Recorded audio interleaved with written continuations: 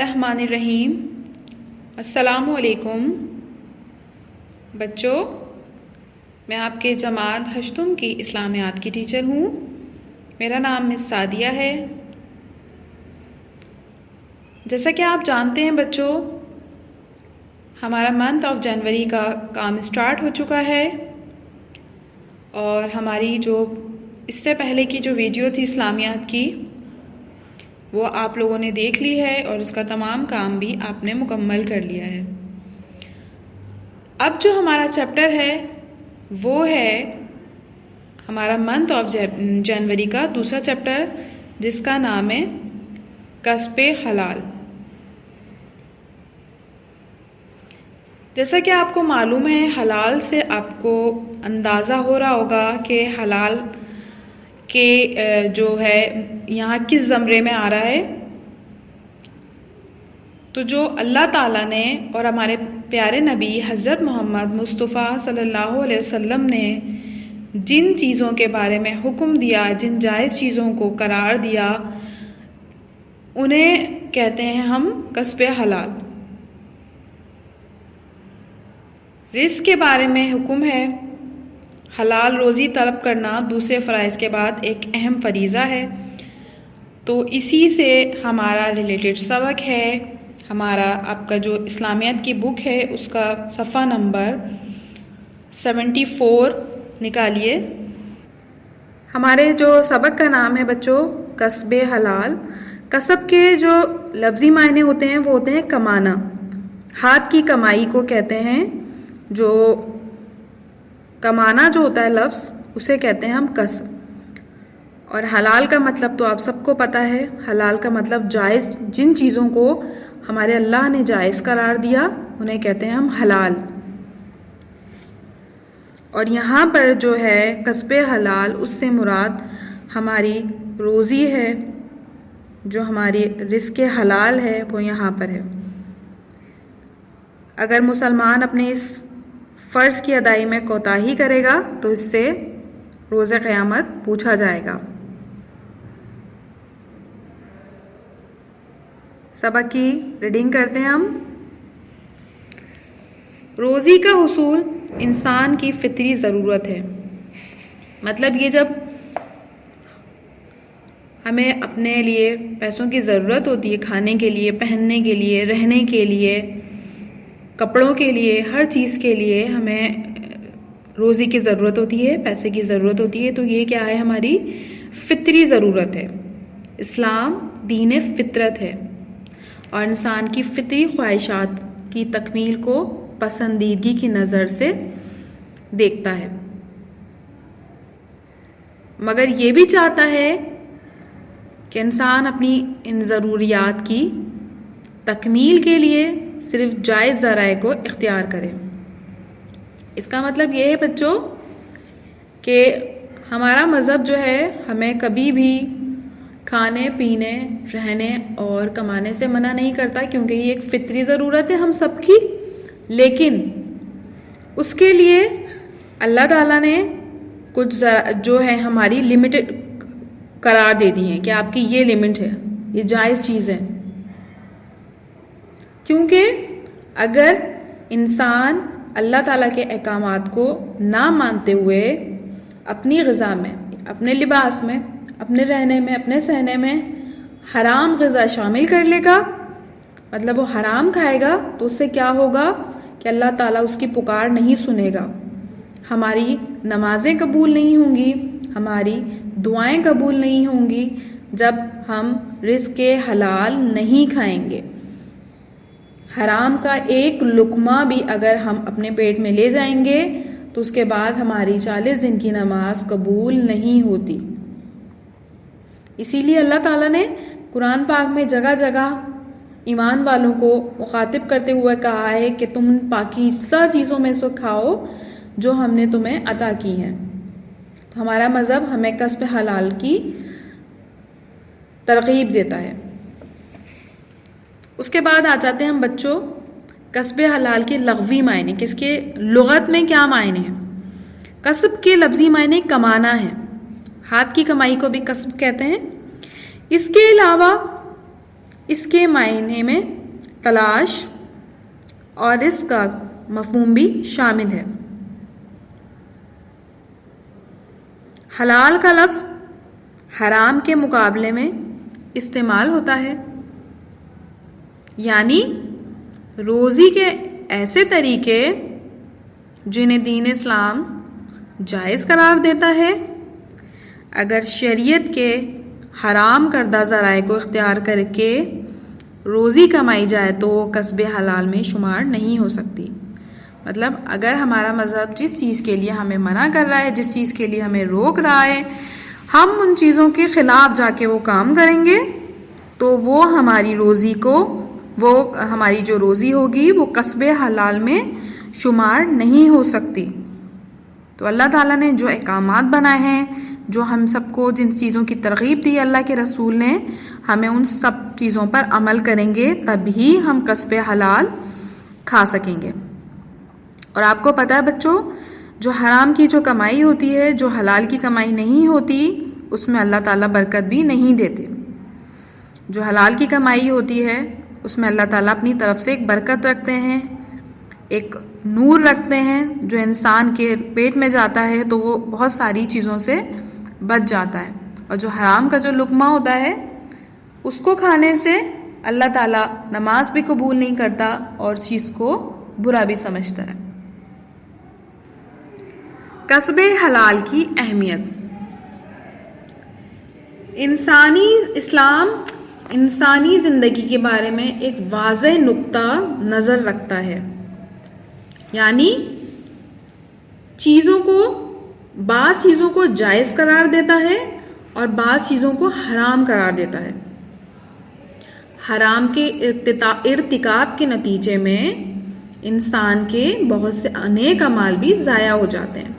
जैसे कि मैंने आपको अभी बताया कि अगर आप हराम का एक लुक़मा भी खाएंगे तो उससे आपका जो आपने नमाज पढ़ी होगी तो वो क्या होगी, वो ज़ाया हो जाएगी, अल्लाह ताला आपको उसका सवाब भी नहीं देगा।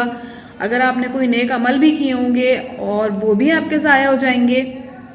तो यहाँ पर इससे मुराद ये है कि हराम के इर्तिकाब के नतीजे में अगर आपने कोई हराम काम करा है, कोई आपकी जो कमाई में हराम की कोई चीज़ आमेज़िश है, तो उससे क्या होगा, आपके नेक अमाल भी ज़ाया हो जाएंगे। एक हदीस में हुजूर पाक सल्लल्लाहु अलैहि वसल्लम ने इरशाद फरमाया कि जिस शख्स के लिबास और ग़िज़ा में हराम शामिल हो वो अल्लाह ताला को जितना चाहे पुकारे उसकी दुआ कबूल नहीं होगी। इसी तरह एक और जगह आप सल्लल्लाहु अलैहि वसल्लम ने फरमाया कि हराम के लुक़मे की बिना पर 40 दिन की नमाज कबूल नहीं होती। अब यहाँ पर जो लाइनें बच्चों आपकी दुआ के बारे में है, तो मैं यहाँ पर इसको थोड़ा सा डिफ़ाइन कर दूँ। आप अपने तरीके से हराम से जितना हो सकता है बचें, हराम से आपको बचना है, ठीक है। आप हराम से जितना बचेंगे, जितना आप झूठ बोलकर जो लोग कमाते हैं, जैसे कि आप एक नॉर्मली आप किसी रेड़ी वाले की मिसाल ले लें, अगर वो झूठ बोलता है, झूठ बोलकर अपनी चीज़ को बेचता है तो वो भी उसकी हराम की कमाई होगी, वो भी हराम के ज़ुमरे में आता है। यहाँ पर आपके जहन में एक चीज़ आ रही होगी बच्चों कि दुआ कबूल नहीं होती।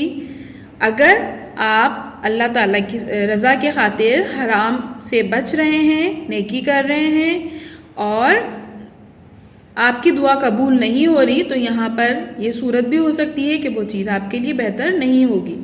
तो आप इस चीज़ को भी अपने जहन में रखिएगा। ये लाइन जो है ये उन लोगों के लिए है जो हराम से नहीं बचते, हलाल नहीं खाते, उनकी अल्लाह ताला दुआएं कबूल नहीं करते और उनकी जो है नमाज भी 40 दिन तक की कबूल नहीं होती। कस्बे हलाल की तरगीब। अल्लाह ताला ने अहले ईमान को मुखातिब करते हुए इरशाद फरमाया, कुरान पाक की आयत है सूरह बकरा की, या अय्युहल्लज़ीना आमनू कुलू मिन तय्यिबाति मा रज़क़नाकुम। ए ईमान वालो, तुम उन पाकीज़ा चीज़ों में से खाओ जो हमने तुम्हें अता की हैं।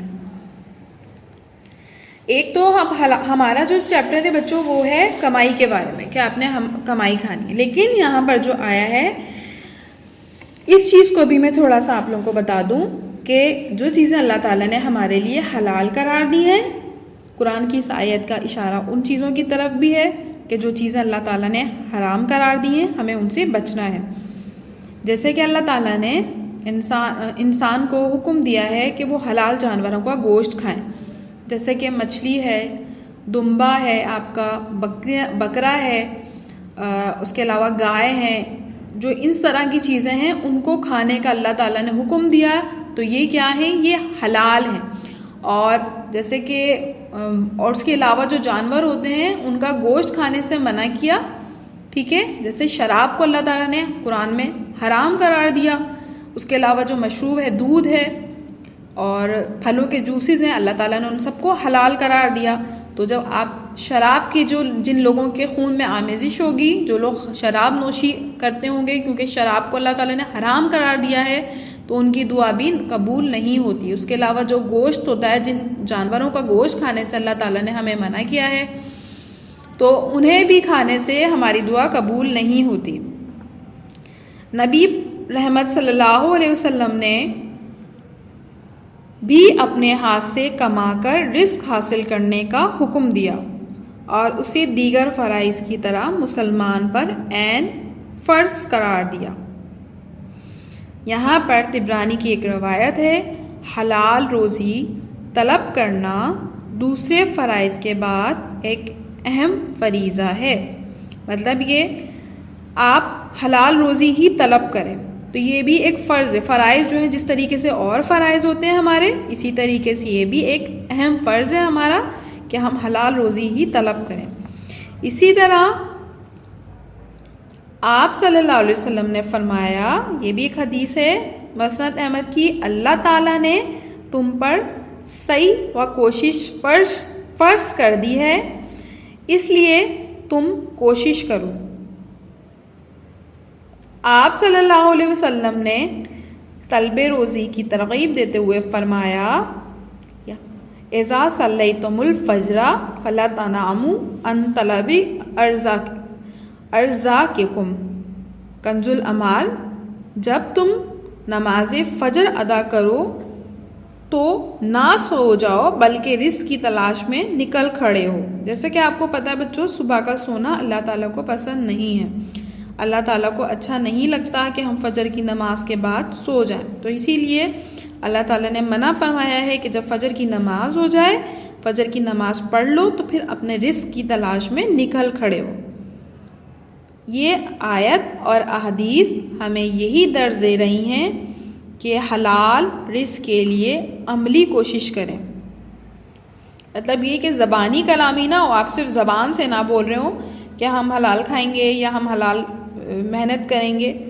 आपको अमली प्रैक्टिकल लाइफ में भी यही करना है, लाजमी, हर मुसलमान के लिए ये लाजमी है। और ये भी दीगर इबादत की तरह एक इबादत है। जिस तरीके से और नमाजें हैं, नमाज पढ़ना इबादत है, रोज़ा रखना इबादत है, ज़कात, हज और तरह की जो इबादत हैं, सच बोलना इबादत है, तो इस तरह कस्बे हलाल जो है, रिज़्क़ हलाल है, वो भी हासिल करना या उसके लिए आपको मेहनत करना, ये भी एक इबादत है।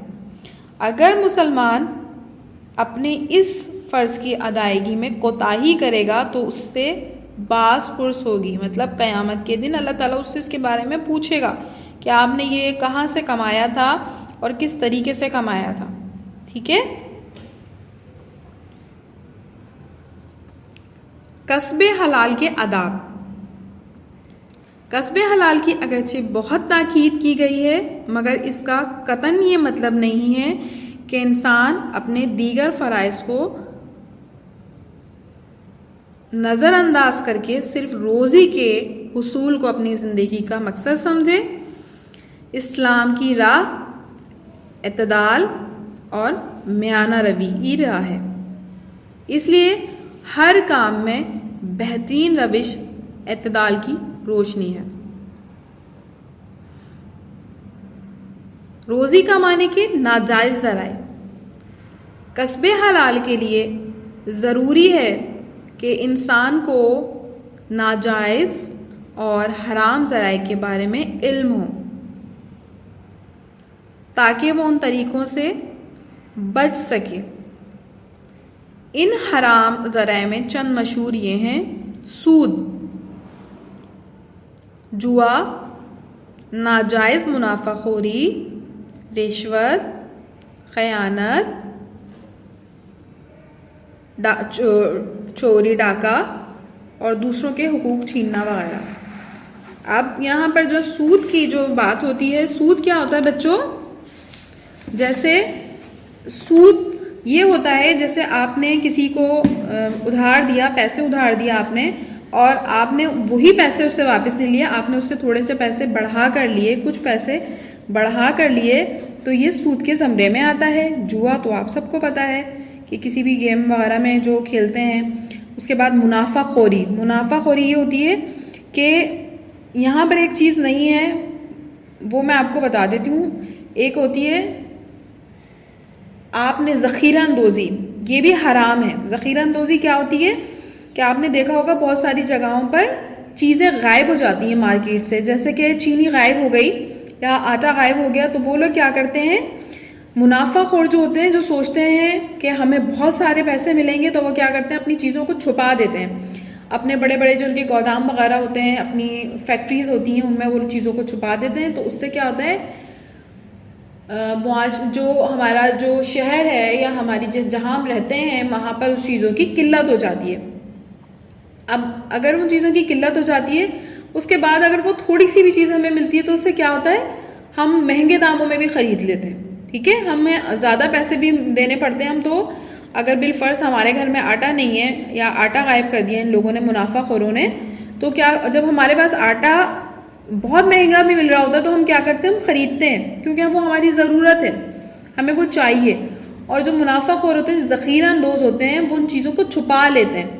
तो उसके बाद जब वो चीज़ें हमारे सामने आती हैं, तो हम कोशिश करते हैं कि जब मिल रही हैं तो फिर हम ले लें। तो बेटा ये भी हराम के ज़मरे में आता है। ख़यानत, रिश्वत, अब अगर कोई किसी का काम नहीं हो रहा, जैसे कि हमारे यहाँ पे गवर्नमेंट के जो इदारे होते हैं बहुत सारे, वहाँ पर कोई काम नहीं हो रहा था, तो वो थोड़े बहुत पैसे खिलाकर वो अपना काम निकलवा लेते हैं, तो ये भी रिश्वत है। और रिश्वत देने वाला और लेने वाला दोनों जहन्नुमी है।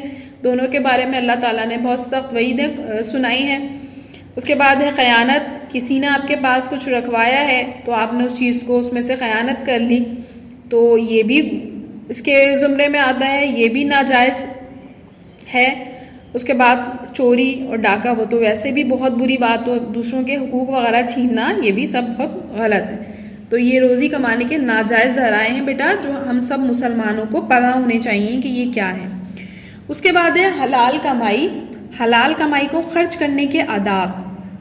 इस सिलसिले में कुरान मजीद में एक उसूली बात बता दी गई है। कुरान पाक की आयत है सूरह अराफ, कुलू वशरबू वला तुसरिफू इन्नहु लयुहिब्बुल मुसरिफीन। खाओ और पियो और फजूल खर्ची ना करो, अल्लाह ताला फजूल खर्ची करने वाले को पसंद नहीं करता। ठीक है, इसराफ के माने हैं किसी काम में हद से ज़्यादा तजाविज़ करना।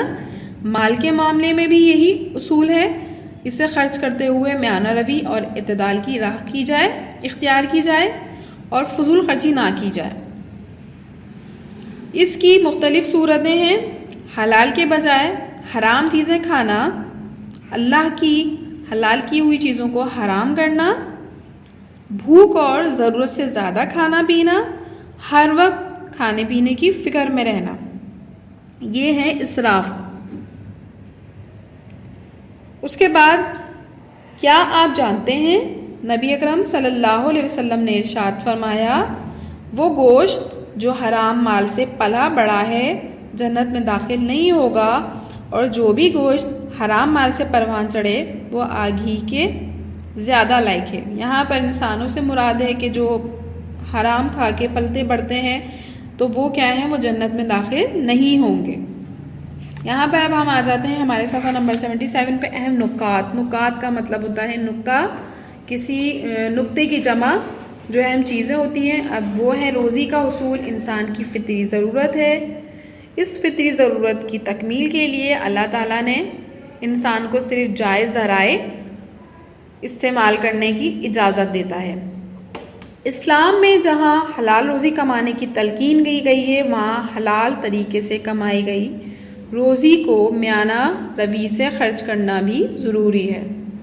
ठीक है, ये हमारा काम हो गया। हमारा जो चैप्टर है वो हमने रीड कर लिया, कस्बे हलाल। उसके बाद आप ख़ुद भी घर में इस चैप्टर को बहुत अच्छे से रीड कीजिएगा, पढ़िएगा कस्बे हलाल के बारे में कि हलाल की जो रोज़ी है वो किस तरह कमाई जाती है। ये सारी चीज़ें आप घर में पढ़िएगा।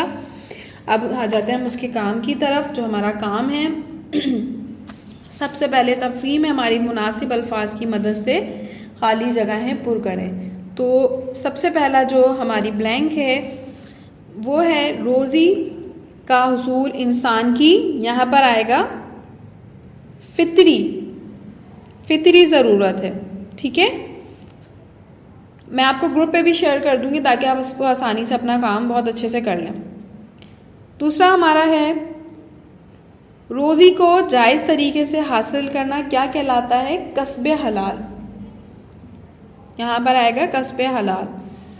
तीसरी हमारी खाली जगह है हदीस नबी सल्लल्लाहु अलैहि वसल्लम के मुताबिक हराम का एक लुकमा खाने पर दिन की नमाज कबूल नहीं होती। तो यहाँ पर आएगा 40 दिन की नमाज कबूल नहीं होती।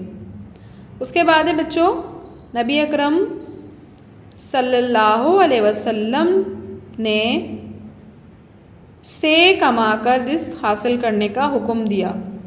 तो यहाँ पर आएगा हाथ से कमाकर। उसके बाद है हदीस नबी सल्लल्लाहु अलैहि वसल्लम के मुताबिक डैश नमाज अदा करके सोने के बजाय डैश की तलाश में निकलना चाहिए। तो अभी हमने पढ़ा फजर की, पहली ब्लैंक में आएगा फजर की नमाज और दूसरे में आएगा रिज़्क़ की तलाश में निकलना चाहिए। उसके बाद है हमारा बच्चों डैश तलब करना दूसरे फ़राइज़ के बाद एक अहम फरीज़ा है। तो यहाँ पर हम लिखेंगे हलाल रोज़ी। ठीक है, क्या लिखेंगे हम? हलाल रोज़ी तलब करना दूसरे फ़राइज़ के बाद एक अहम फरीज़ा है। आखिरी जो हमारी ब्लैंक है वो है खर्च करते हुए डैश की राह इख्तियार करनी चाहिए। तो यहाँ पर हम लिखेंगे म्याना रवी। म्याना रवी का मतलब होता है दरमियान का रास्ता। मतलब बहुत ज़्यादा बुखल भी नहीं करना आपको, बहुत ज़्यादा कंजूसी भी नहीं करनी। हमारे मज़हब में इस चीज़ को भी बुरा समझा गया है। अल्लाह ने और अल्लाह के रसूल ने मना किया कंजूसी करने से। और इसराफ, बहुत ज़्यादा खर्च करना, जो चीज़ होती है उसको लिमिट से ज़्यादा खर्च करने को हम इसराफ कहते हैं। तो हमारा जो मज़हब है हमें दरमियान का रास्ता इख्तियार करने का हुक्म देता है, मतलब म्याना रवी। तो यहाँ पर आएगा बच्चों म्याना रवी की राह इख्तियार करनी चाहिए। ये तो हमारी खाली जगह हो गई। अब उसके बाद है हमारे सवाल जवाब। सवाल जवाब देखिए, सबसे पहले हमारे मुख्तसर सवाल जवाब हैं कसब के लफ्ज़ी मायने क्या हैं? तो कसब के जो लफ्ज़ी मायने हैं कमाना। ठीक है, ये भी आपके मैं ग्रुप पे पिक्चर शेयर कर दूंगी ताकि आप आराम से अपनी कॉपी में इस काम को कर लें। दूसरा सवाल है हमारा किस तरीके से कमाना कस्बे हलाल के ख़िलाफ़ है? तो यहाँ पर लिखेंगे इंसान अपनी रोज़ी जायज़ ज़राए से हासिल करे। तीसरा सवाल है हमारा कस्बे हलाल से क्या मुराद है? यानी रोज़ी कमाने के ऐसे तरीके जिन्हें दीन इस्लाम जायज़ करार देता है। ठीक है, ये इसका जवाब है। उसके बाद हमारा जो चौथा सवाल है बच्चों वो है हराम खाने के बारे में रसूल अकरम सल्लल्लाहु अलैहि वसल्लम ने क्या फरमाया है? इसका जवाब हम लिखेंगे, आप सल्लल्लाहु अलैहि वसल्लम ने फरमाया, हराम के एक लुकमे की वजह से 40 दिन की नमाज कबूल नहीं होती।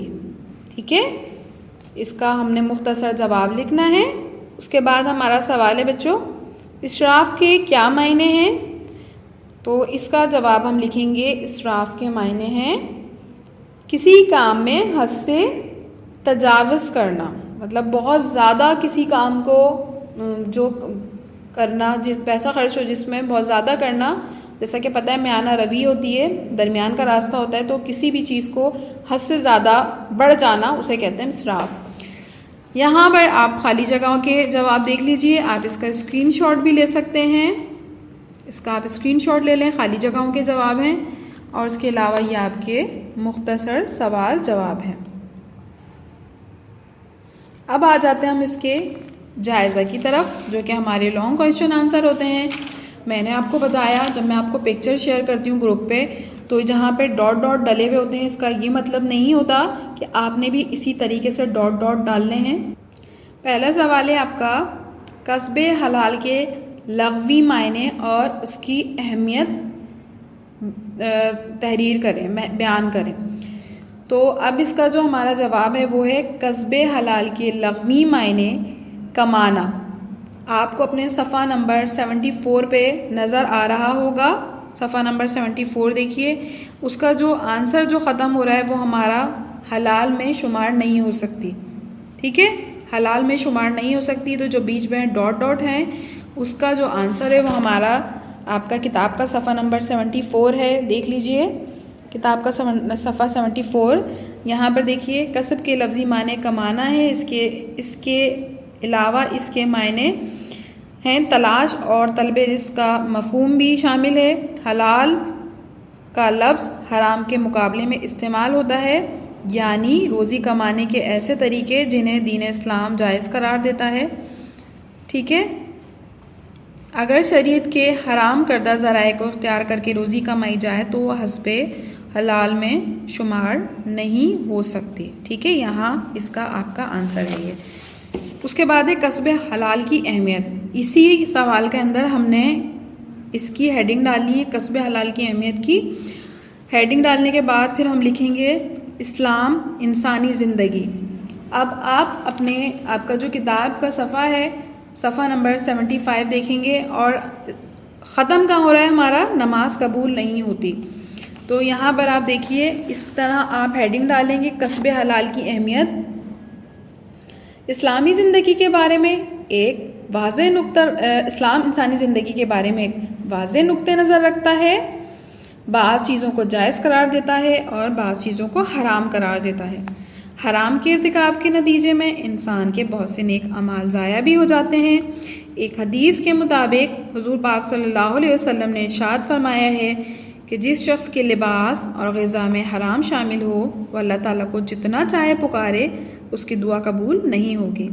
इसी तरह एक और जगह पर आपने फरमाया कि हराम के एक लुक़मे की बिना पर 40 दिन की नमाज कबूल नहीं होती। तो इसका जवाब हमारा यहाँ तक है। कस्बे हलाल की अहमियत की हेडिंग डालेंगे और उसके बाद ये पूरा पैराग्राफ आपने इसी तरीके से लिखना है। उसके बाद हमारा सवाल नंबर 1 ख़त्म हो जाएगा, मुकम्मल हो जाएगा हमारा बच्चों पूरा सवाल। उसके बाद आ जाते हैं हम दूसरे सवाल की तरफ। दूसरा सवाल है, कुरान और हदीस में कस्बे हलाल की तरगीब किस तरह से दी गई है, वाज़े करें। अब इसका जवाब हम लिखेंगे, अल्लाह ताला ने अहले ईमान को मुखातिब करते हुए फरमाया, ए ईमान वालो, यहाँ पर लिखेंगे हम तर्जुमा, ए ईमान वालो, तुम उन पाकीज़ा चीज़ों में से खाओ जो हमने तुमको अता की हैं। आपको कुरान की आयत नहीं लिखनी बच्चों, सिर्फ आपने क्या करना है, आपको इसका तर्जुमा लिखना है। उसके बाद हमने लिखा है हदीस नबवी है, यहाँ पे भी तर्जुमा लिखें, जब तुम नमाज फ़जर अदा कर लो तो ना सो जाओ बल्कि रिज़्क़ की तलाश में खड़े हो जाओ। ठीक है, ये हमारा सवाल नंबर 2 कंप्लीट हो जाएगा। उसके बाद है हमारा सवाल नंबर 3, रोज़ी कमाने के नाजायज़ ज़राए कौन से हैं। अब रोज़ी कमाने के नाजायज़ ज़राए, जैसे कि आपने बुक में पढ़ा है, आपने हेडिंग भी देखी है कि क्या है। तो यहाँ पे देखिए लिखा हुआ है कस्बे हलाल के लिए, और बीच में जो डॉट डॉट डाला हुआ है तो उसमें ये आपको लिखना है, आपको इस तरह से लिखना है। नाजायज़ ज़राए की हेडिंग देखिए, कस्बे हलाल के लिए ज़रूरी है कि इंसान को नाजायज़ और हराम ज़राए के बारे में इल्म हो, जो मैंने आपको पूरा पढ़ाया था।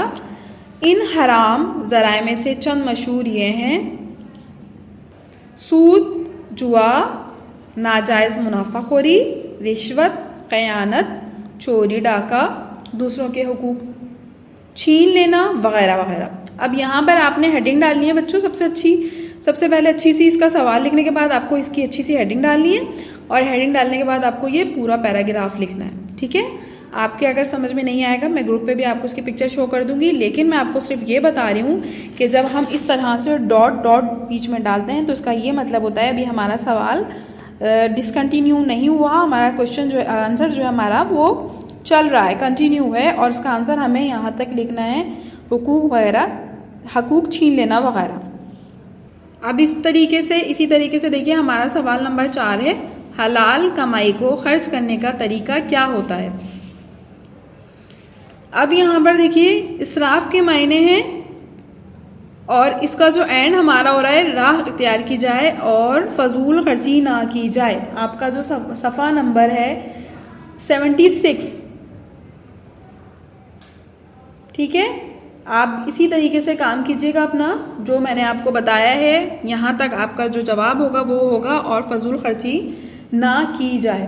तो इसी तरीके से आपने अपना तमाम काम मुकम्मल करना है, और बहुत अच्छा सा काम कीजिएगा, अपना बहुत सारा ख्याल रखिएगा। सबसे पहले अपने इस सबक का टाइटल पेज बनाइएगा। टाइटल पेज बनाने के बाद आपने इसको इंडेक्स में भी मेंशन करना है, और बहुत अच्छा सा प्रॉपर काम कीजिएगा अपने इस चैप्टर को। मंथ ऑफ जनवरी का ये आपका चैप्टर है, और दुआ में बहुत सारा याद रखिएगा, अपना बहुत सारा ख्याल रखिएगा। नेक्स्ट वीडियो में आपसे फिर